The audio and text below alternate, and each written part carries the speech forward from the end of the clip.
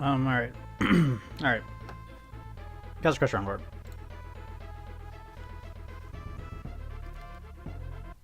So, first off, you can just go right to the right side and just leave Diddy here. And you don't have to touch it. It's very nice. Nice way to set up. Okay, so first thing what I look at is when you jump over the rat, when the rat dies, you can team up as well, sorry. Once the rat dies, right now, that's when I jump up and throw up. Because if you can go too early and not make it, and if you go too late, I'll exaggerate it, but if you go too late, you're risking, first of all, that when you get the invis, it's going to be wrong, and second, that Diddy will get hit by the beaver. So I'll try and I find once he gets hit, it's like the max height of when you can team and make the platform is when that rat dies. So it's a good visual cue. That way you don't have to think about it. It's just like, okay, you know, rat dies, I throw up. Instead of trying to figure out, okay, you know, oh, that sounds about good, let's try here, I'll crap didn't make it. So yeah, so rat dies, come up here. The moment you go up there, grab the invis. It doesn't matter. It doesn't matter how early you are. It matters how late you are. If you're too late, you end up getting the ID off of the Ramby barrel instead, which is obviously not what you want to do. So the moment you get up there, fall down, grab the invis as soon as possible. That way, when the auto scroller of the Crusher moves up, you automatically grab the ID of the next loaded available sprite, which obviously is the Cutlass. So you want to be as early as possible. So, rat dies, up, grab invis. So we're gonna make a save state here. Alright, so everyone has different visual cues of what they do. I'll show you what I do, because for me it works, I'd say, about 90% of the time. So where's my mouse? I think you can see it. Yeah, you can see it. Okay. So right at the top of his hat, not the incline up of the visor, but for the hat itself, as he's like facing up, the red horizontal flap there, I jump when that horizontal flap meets the bottom of this metal torch here. So right here. Actually, that's late. That's late. Hold on. Pause strats. Right here. That's perfect. So when his hat is at the very bottom of this metal thing there is when I'll jump and do the throw. If you're too... I'll show you what happens if you're too early or too late. But let's show you the right way first, so that way, if ever you make a mistake, you know how to correct it. Because I feel that, especially in this game, you need to know how to correct things on the fly, so that way when you go for second try in a run, you can, you know, do it. Anyways, so once you get there, you're gonna... Oh, I should have input display on. Okay, so while you're there, you're gonna hold up and left the entire time. You're never letting go of up and left until you lose Diddy. So, as you have the invis, you're gonna hold up and left, and you're not gonna let go of up and left. Once Diddy's top of his hat meets the bottom of that torch, like I just shown you, you're gonna do a full jump upward until Diddy is at the peak of his jump, which he will be right level with the platform, which I'll try and pause it to show you. That's where you want to throw. Never let go of up and left. Never.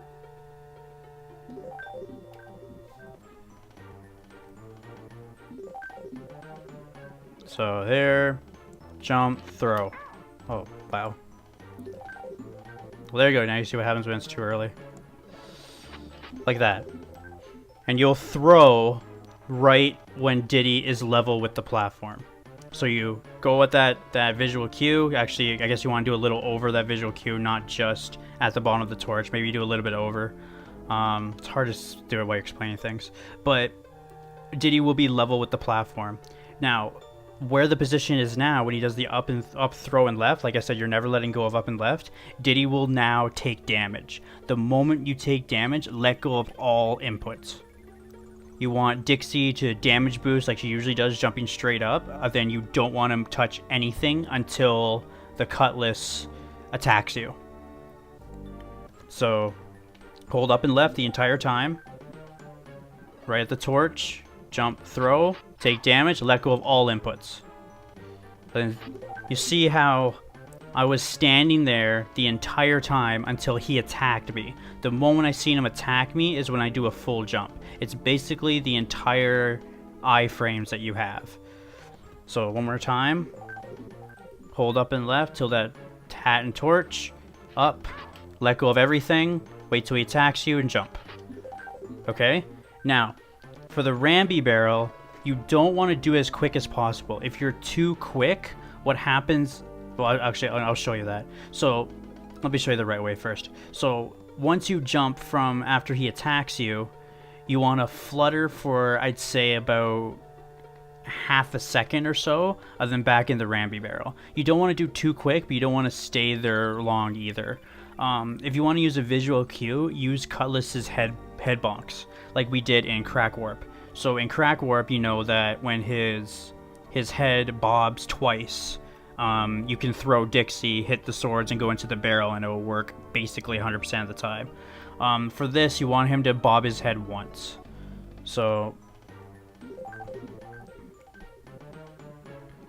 throw, damage, let go of everything, jump, hover. Oh, okay. So that one happens if you're too late. So if you're too late, Cutlass won't have your attention. He'll just walk right past you, and that's what you don't want happen.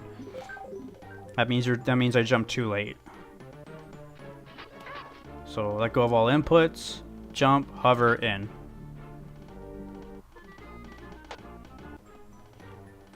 And then when you're in the barrel, you just hold right. So throw, too early again.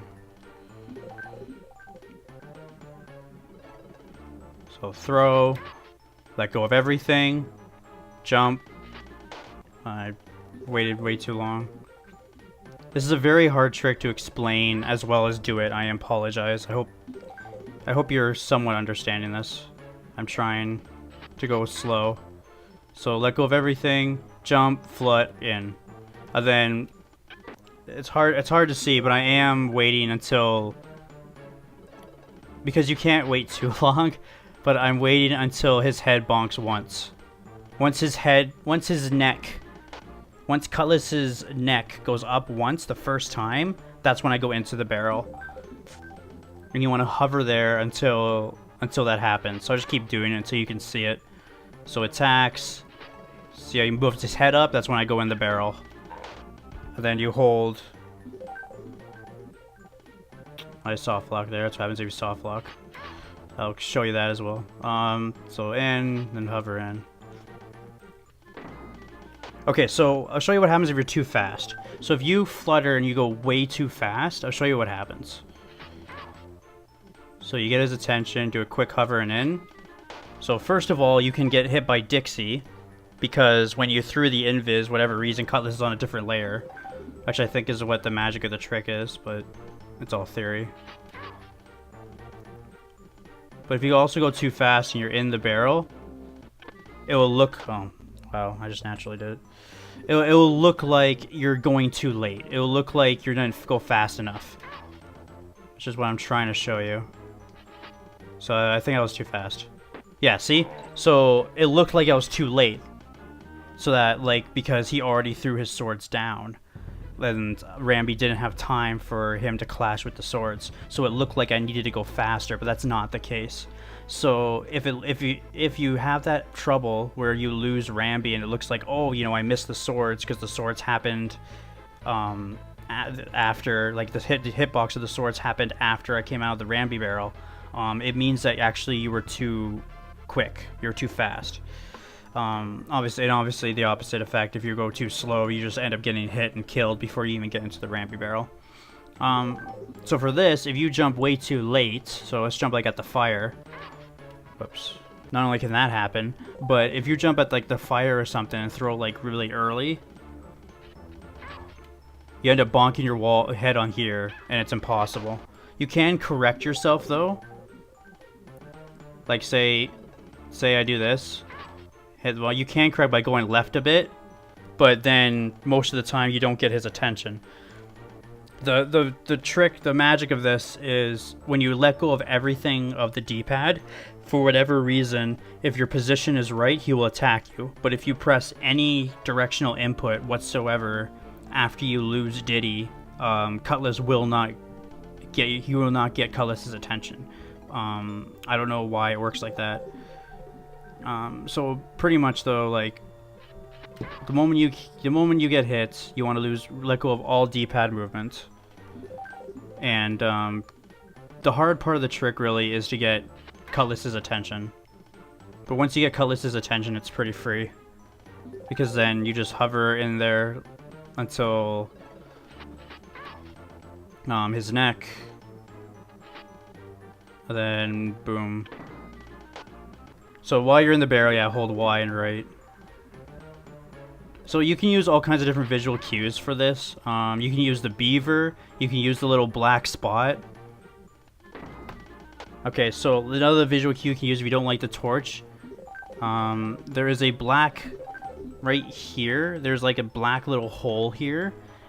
When his hands is directly at the very bottom of this like dark hole is also another cue you can use. So like here is where you throw. Actually, this is a little too early. You want to jump past this, but you can use this as well. When his hands are kind of level with this like black hole, you can use that. Another thing that I found that you can use is the window here. So this window right here is the only window you can see. As the auto scroller is coming up, it's gonna block the bottom 2 rows. Once it blocks the second row here, or half the window, you can also do your jump. So if you look at the window, if you look at this window right here, when this Castle Crush is over the middle of the window, you can also do your throw and you'll make it. So right here. And it should work. And it does. So that's another visual cue I found. The fourth one I found is the beaver. So right here. So when the beaver, see how if you imagine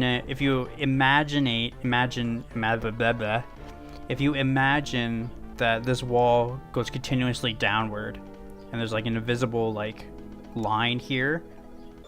When the beaver's feet pass the line, the moment that it passes and it's parallel to the wall, it should also work. So you can use the beaver as well. So when he's just parallel to the line, do the throw, and it should work as well. Fifth cue I found is this metal plate here. When the tip of his visor, right there, when the tip of his visor is at the very top of this metal plate here, you can also do the throw. So again, let's demonstrate. And it should work. And doesn't. Let's try one more time then. Might have been my fault.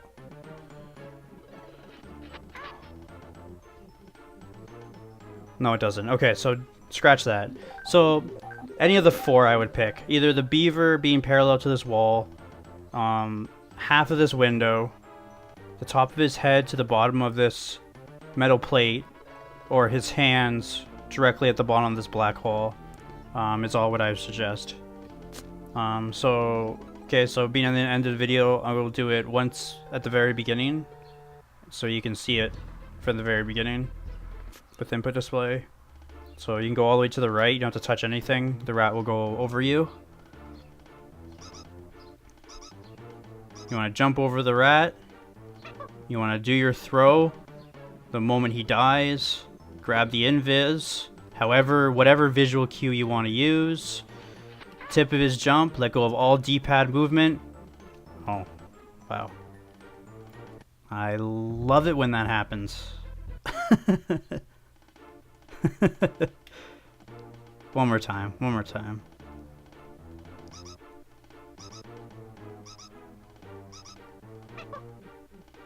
So rat dies, up, whatever visual cue you want to use, grab invis as soon as possible, whatever visual cue you want to use, I didn't do my throw. I don't know why. I was talking. I should not be talking when I'm trying to do something. Literally had it. He was level with the platform. Everything was correct, and I didn't even let go of Y, like a true champion. For the third time. Third time's a charm. Dies, up, invis, waits, hold up and left the entire time till you get damaged, throw, get damaged, let go of all D-pad inputs, jump, wait till his head goes up, hold Y and right. Victory. And I hope that helps.